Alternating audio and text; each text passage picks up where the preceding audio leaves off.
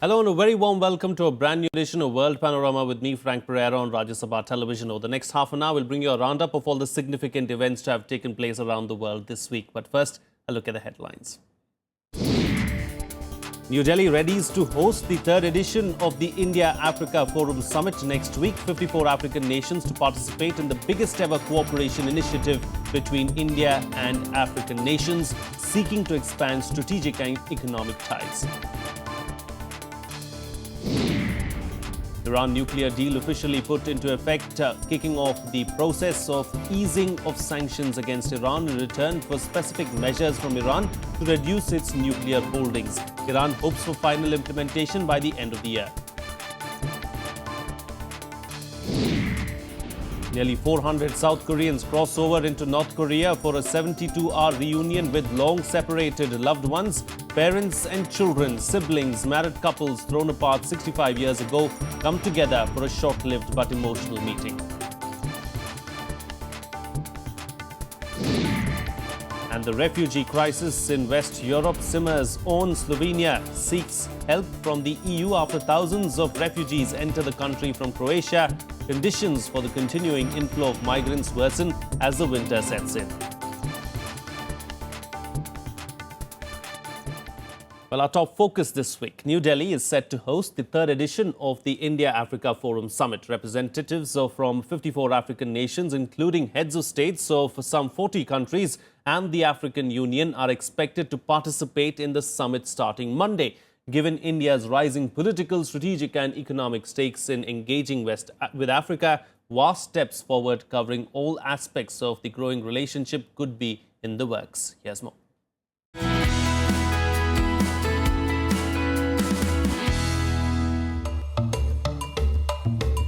Celebrating the rising India-Africa partnership, an acknowledgement of a shared history besides future prospects and potential.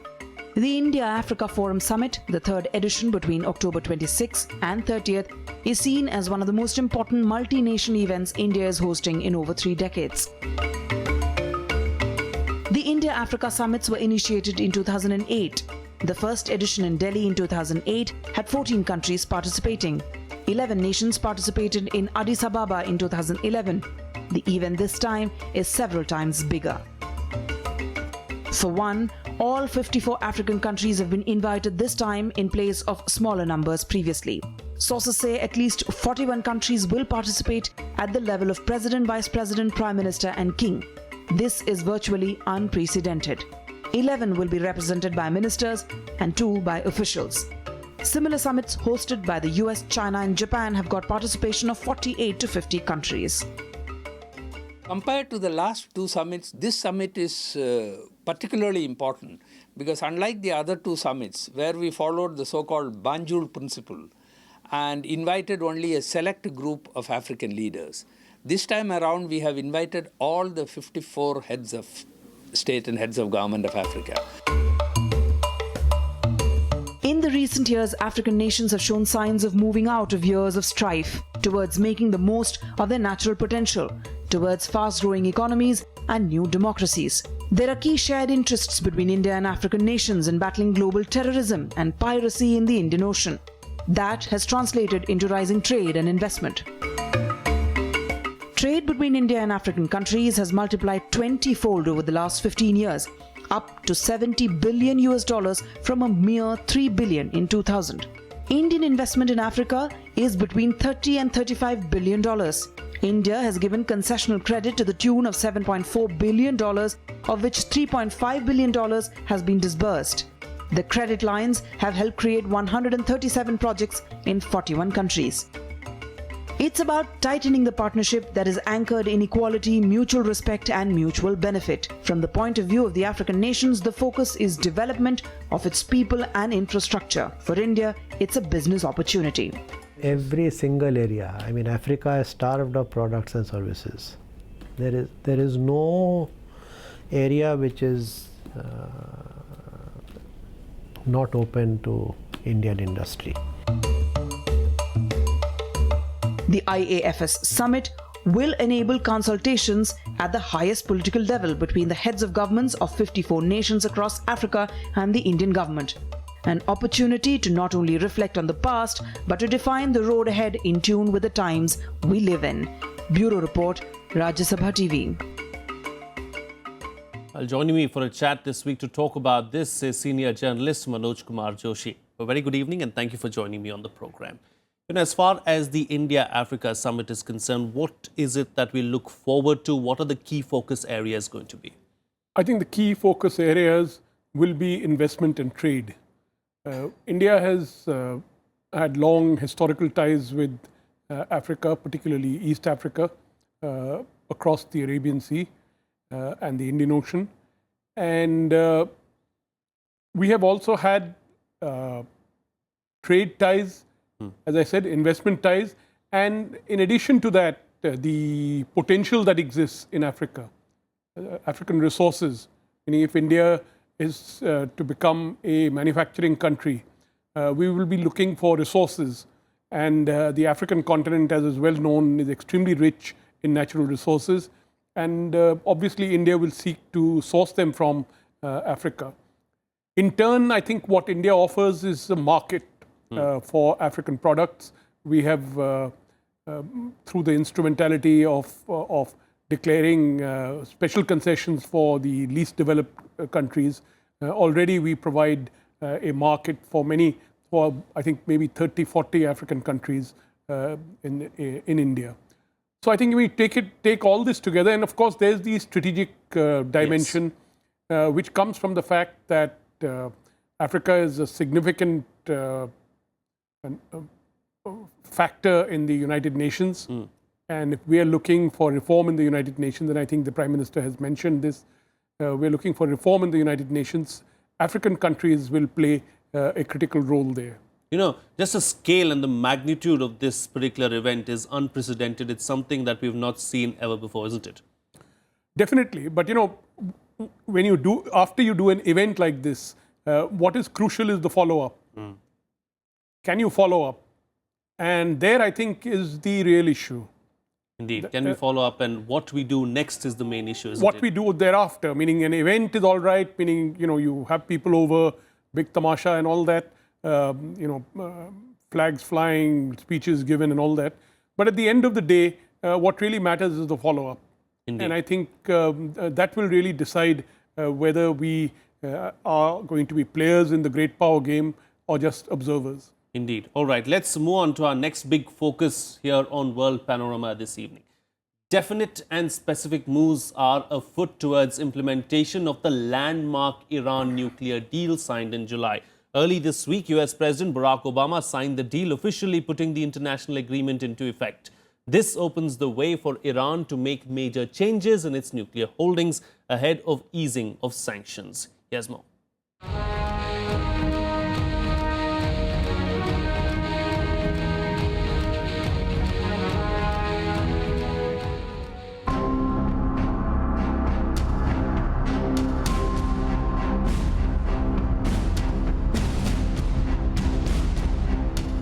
The US has termed it Adoption Day, a landmark for the Joint Comprehensive Plan of Action, or JCPOA, better known as the Iran nuclear deal.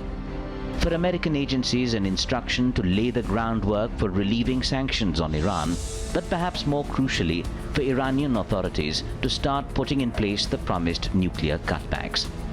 A White House statement quotes the US president calling the adoption an important milestone towards preventing Iran from obtaining a nuclear weapon and ensuring its nuclear program is exclusively peaceful going forward. European nations followed suit. EU High Representative Federica Mogherini and Iranian Foreign Minister Javed Zarif said in a joint statement that they had adopted the legislative framework for lifting all of its nuclear-related economic and financial sanctions. All the world powers that were signatories were quick to stress, however, that sanctions would not be officially lifted until the International Atomic Energy Agency verifies that Iran has complied with every measure in the agreement. What I've been very clear about from the outset is that although we are eliminating or suspending, effectively, sanctions related to the nuclear program, subject to snapback if we see violations there, that sanctions that are related to ballistic missiles, human rights violations, terrorism. Those we will continue to enforce. And that's not just unilateral sanctions on our part. Our expectation is that there will be continued international consequences where UN resolutions are violated. For Iran, adoption of the JCPOA marks the beginning of a complex process to dismantle parts of its nuclear program. This includes decommissioning nearly 15,000 centrifuges, shipping 12 tons of nuclear material out of the country, converting its Arak heavy water reactor so it will produce less plutonium, reducing its stockpile of enriched uranium by 98%, and dismantling the size of its nuclear program.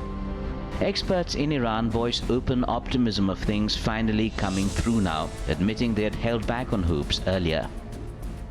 I feel good because I've been among those who have been cautiously optimistic about the outcome of this process of negotiations, and it seems to me that now it's time that we can somehow pick up the fruits of that negotiation. So it means that negotiations have been fruitful, the diplomacy has worked, and this is a good news not only for Iran but also for the region and for the other side, I mean 5+1. But even as the terms begin taking effect, recent developments have shown a widening gulf between Iran and the US on other issues. Iran working with Russia in Syria, a US reporter convicted of espionage in Iran, and Iran test firing a guided long-range ballistic surface-to-surface missile have raised hackles. Yet the nuclear deal conditions remain unviolated, and Iran insists all's on track for early implementation. We expect a couple of weeks, perhaps, or some weeks to take place, but hopefully before the end of this year, certainly we would have the implementation day. US officials expect it will take much longer, closer to 6 months. A global eagerness to pull Iran into the trading community helps. At least it's a beginning towards a realization of bigger things. Bureau Report, Rajya Sabha Television. And I'm going to get a reaction from my guest on this very issue as well. Mr. Manoj Kumar Joshi is still joined with me. As far as the Iran nuclear deal is concerned, over the last 1 month or so, we've seen that Iran has taken a confrontationist approach. Will Iran comply? The thing is that it's not really a confrontationist approach. I think there's a very important aspect to this thing was that in the past month, the Iranian parliament was considering the deal. And after considering it, the deal was passed by the parliament. And then it had to have the approval of the supreme leader. Now both have been done. Essentially, I think that what was happening, the so-called confrontation, the missile test or whatever it is, these were really more for domestic consumption. Rather than, and I think even the United States never said that these were violative of the deal. They were not violative of the deal. But they were basically designed to show that, Iran is independent, will guard its integrity, etc., etc. So as I said, this was basically a signal for the domestic audience, which was at that time very important because, Iran has a very complicated political system. And within the parliament, there are opponents of the deal. But of course, now we know that the deal has been passed by the parliament and approved by the supreme leader. Indeed. If everything falls into place and everything goes according to plan, who stands to benefit more? Is it the Iranians or is it P5? I think everyone, in the sense that the Iranians, have been hamstrung by the sanctions that have been there on the Iranian economy. And this has really bitten them pretty hard. They have not been able to develop their key resource, which is their oil industry. Yes. And they have not been able to develop any other area as well because no investment has come into Iran. So Iran gains if the sanctions are lifted. At the same time, Iran is a very important, large country in the Middle East. If there is a settlement of issues between the West and Iran, between the world community and Iran, I think Iran will play a stabilizing role in this very, very volatile region. Indeed. And from I think the Iran will also play an important role in the balance of power in the region. Indeed. All right, we'll have to leave to that. Thank you so much for joining us on the program and putting things into perspective for us for both those big stories that we discussed right here on World Panorama. On that note, we'll slip into a short break now. Still to come, a rare emotional meeting between a small group of people from both sides of the Korean divide. They just get a few hours to catch up over 65 years of post-separation. That and much more on the other side. Stay tuned. We'll be right back.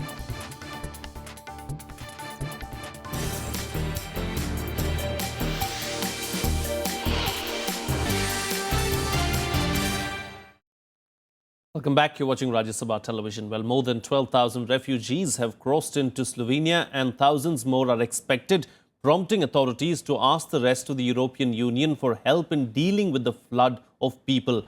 Slovenia has asked the EU for police to help regulate the flow coming from Croatia. A European Commission official said Austria, Germany, Italy, Hungary, the Czech Republic, Slovakia and Poland offered to send police reinforcements. On Thursday, Croatia also decided to seek international help. The government said it will ask for blankets, winter tents, beds and containers. Since mid-September, 217,000 refugees have entered Croatia. Refugees began streaming into Slovenia last Friday when Hungary closed its border with Croatia. With more bottlenecks being created across the Balkans, thousands of refugees are spending cold nights under open skies in Serbia, Croatia and Slovenia. We are standing by Slovenia during these difficult moments. Slovenia is not alone, and this is the message I would like to send today here. By Slovenia, and we are ready to assist the country both technically and financially. Meanwhile, the Koreas held the first of two-part reunion meetings this week. Nearly 400 South Koreans crossed the heavily armed border into North Korea for a 72-hour reunion with loved ones that they had been separated from more than 65 years ago. As expected, the meet was an outpouring of tears and emotions, with some unique human tragedies coming to the fore. Here's a report.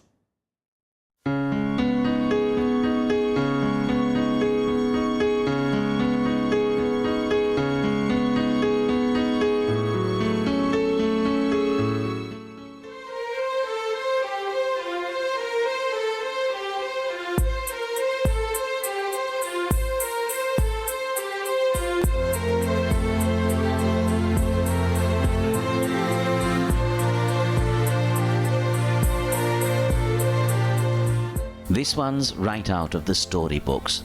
North Korean Oh In-si on the left and his wife South Korean Lee Soon-gyu were torn apart soon after they wed in their teens in 1950.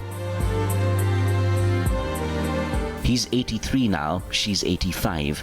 Over 65 years, there's been no touch, no contact. They've lived separate lives. For both, this reunion was as special as it can get. I'm happy that he is alive. I always thought he had died and mourned for his death. But he's alive, so I'm happy with that.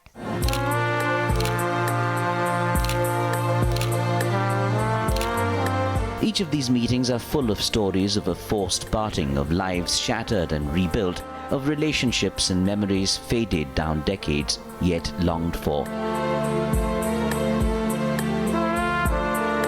Under close watch of North Korean authorities, parted siblings, parents and their children, friends, relatives were given about 12 hours of meeting time to rebuild those bridges.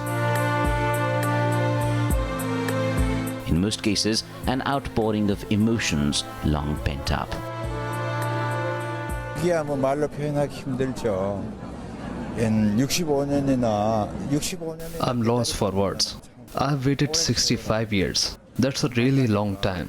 We parted when I was 3-year-old. This is unimaginable.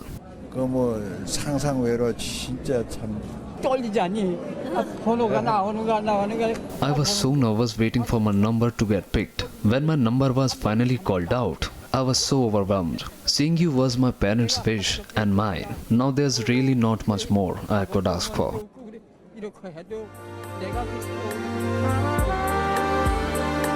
Preparations for this reunion had been on since September, since the arch rivals reached the decision. The last one was held in February last year. In the first round of family reunions this week, about 390 South Koreans traveled through intensive checks to the Mount Kumgang resort in North Korea. They'd been selected to meet some 96 North Koreans shortlisted for the landmark event. The idea of reunions like this one, the first one took off in 1985, more than 35 years after the Korean War broke out. A smaller scale meeting between separated family members was allowed then. The first official reunion was held in 2000 after the first ever Inter-Korean Summit talks. About 18,800 Koreans have participated in 19 face-to-face reunions. About 4,000 others have been reunited by video. And the most painful moments of them all, a goodbye that looks ahead only at nothingness, even amid the consolation. Only a dull hope lurks. We'll meet again, do not worry. We'll meet again when our countries are unified. This is my wish. It's 62 years now since North Korea and South Korea signed a truce. Anniversary celebrations of the armistice were held on both sides in July. But the fact remains, it's a ceasefire, not a concrete treaty, meaning that technically the two nations are still at war. That's the political story. For the people, it's meant a cruel divide. Those hit by the division are now in their 80s, the last links between the two sides. Bureau Report, Rajya Sabha Television. Let's now take a look at some other news-making events that made headlines across the world this week in Globe Watch.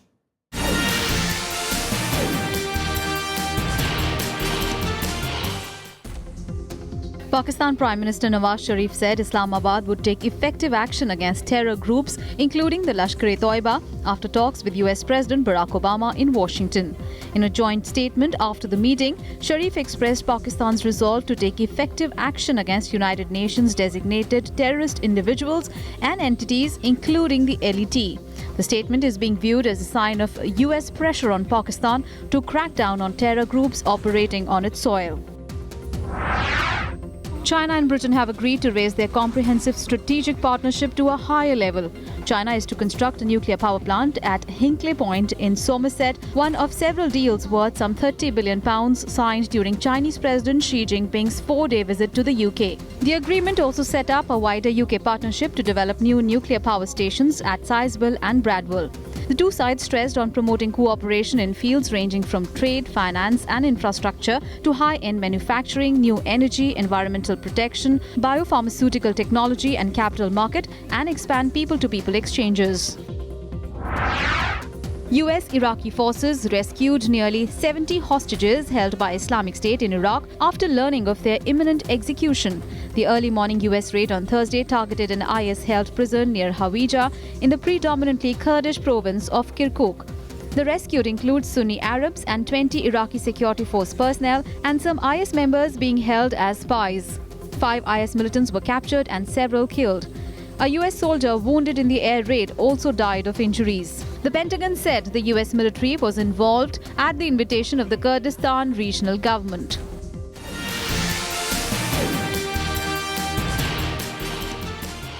And finally, lots of funny business in Mexico's capital this past week as hundreds of clowns marched merrily through the city to mark the 20th Annual International Clown Convention.